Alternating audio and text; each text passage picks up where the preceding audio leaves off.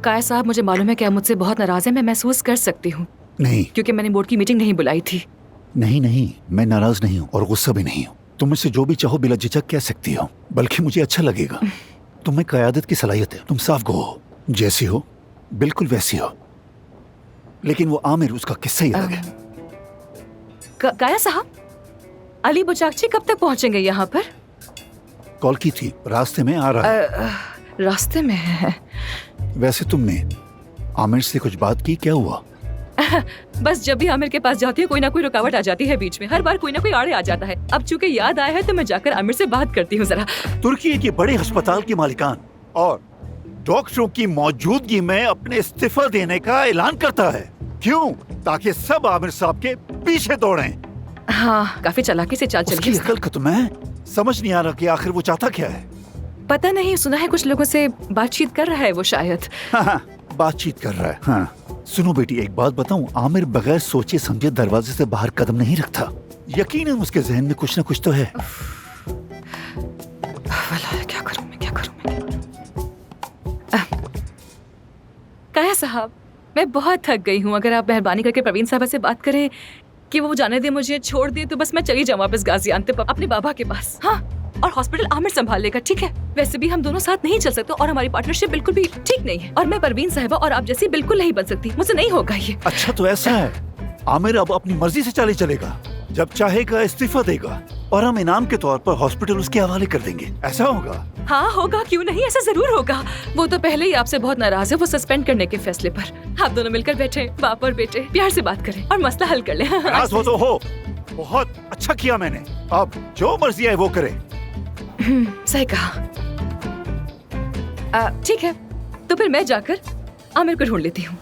ये सिंपोजियम तो है नहीं, समझ नहीं आ रहा मैं यहाँ पे क्या कर रहा हूँ। ये शो तो खालिस आमिर का है। तंग आ गया हूँ मैं।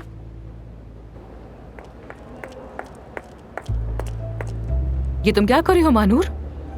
इस औरत के चेहरे को तो देखो, बिल्कुल मेरे जैसा है। मैंने इंटरनेट पर देखा था, बहुत दर्दनाक कहानी है इसकी, दिल दहला देने वाली। या मेरे अल्लाह, मुझे बहुत अफसोस होता है।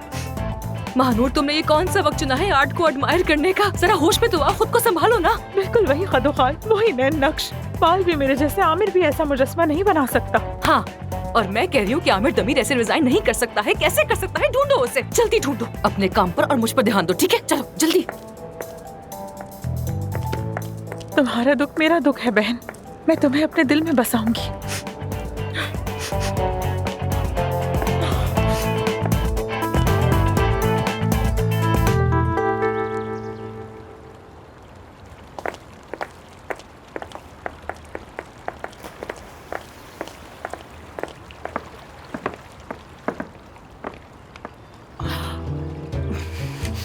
तुम यहीं रुको, लेकिन तुम यहीं रुको। मैं जाके तुम्हारे साथ चलूंगी। चलो पीछे हटो।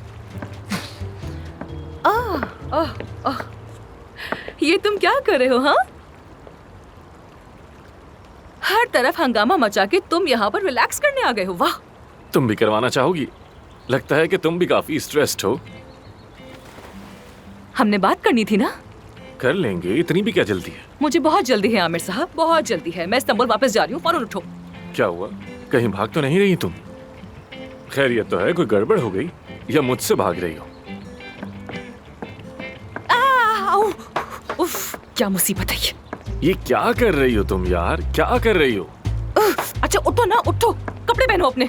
वाकई जिंदगी में कोई सुकून नहीं छोड़ा तुमने। उफ यार, उफ। मुझे तुमसे बात करनी है कुछ, और मुझे हर चीज के बारे में जानना है तुमसे। उफ। क्या प्लान है तुम्हारा? रिजाइन क्यों किया? क्या सोच रहे हो? सब बताओ मुझे, एक एक चीज बताओगे। खैर, तुम्हें इस सबसे क्या फर्क पड़ता है? मैं अब हॉस्पिटल में नहीं हूँ और ना ही हम पार्टनर्स हैं। हो गई तुम्हारी मुराद पूरी, जाओ अब जश्न मनाओ। हम अभी इसी वक्त बात करेंगे। चलो आ जाओ, मेरे साथ आ रहे हो तो। इसी हालत में आऊं क्या?